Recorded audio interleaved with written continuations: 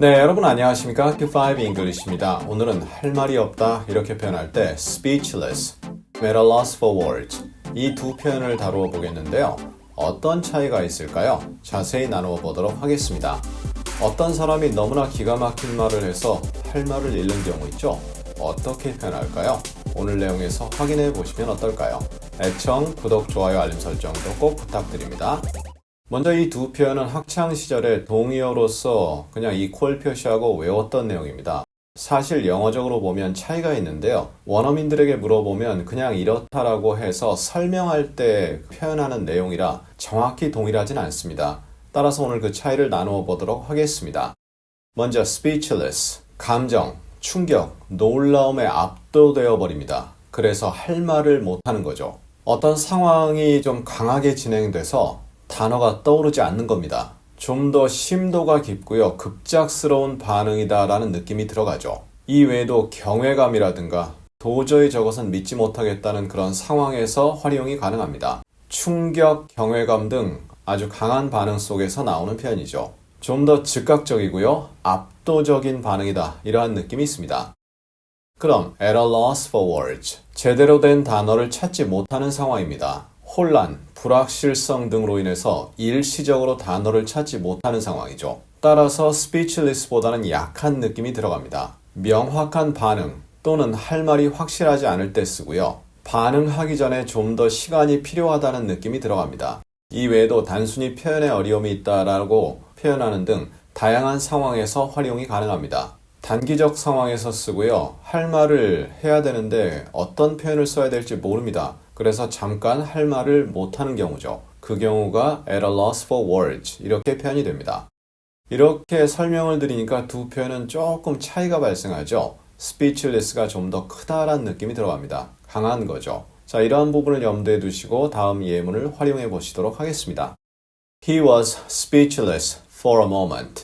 그는 잠시 동안 할 말을 못했다 이거죠. 할 말이 없었다. 여러 가지로 표현이 가능한데 너무나 충격을 받은 거죠. 놀랍게 된 거죠. 그로 인해서 할 말이 없어지는 상황이 됐다. 사실 국어로는 두 표현이 거의 동일하게 표현이 되는 거죠. They were speechless with fascination. 그들은 매료되어서 fascination, 매료란 표현이죠. 저희 과거 강의에서 이미 다룬 바 있습니다. 링크 통해 확인해 주시고요. 그들은 매료되어 할 말을 못했다. 눈앞에 장관이 펼쳐집니다.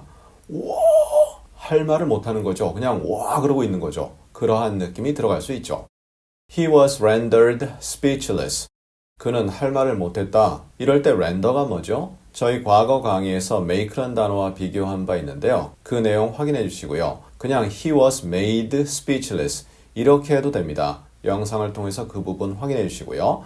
원래는 render 사람 형용사 이렇게 쓰는데 수동태로 가서 be rendered 형용사 이렇게도 쓸 수 있다. 확인해 보시고요. I'm at a loss for words.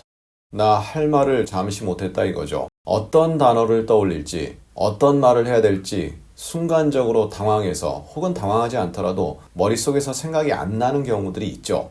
예를 들어 저도 영상을 찍다 보면 충분히 준비를 했는데 찍을 때 순간적으로 그 단어가 떠오르지 않는 경우가 있습니다. 그럴 때 이렇게 표현할 수 있죠. Be at a loss for입니다. For words. The loss left the team at a loss for words.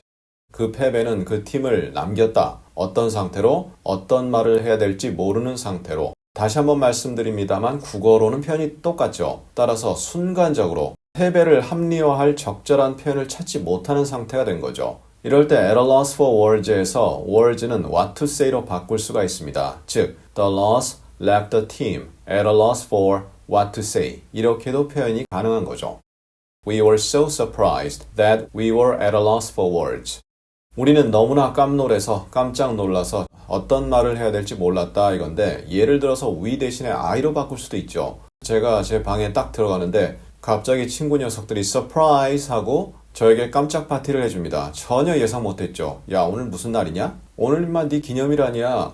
그런가? 이러면서 갑자기 고마워 이 정도 말도 잘 안 나오게 되는 그런 상황이 발생하는 거죠. 그럴 때 쓸 수 있는 내용입니다.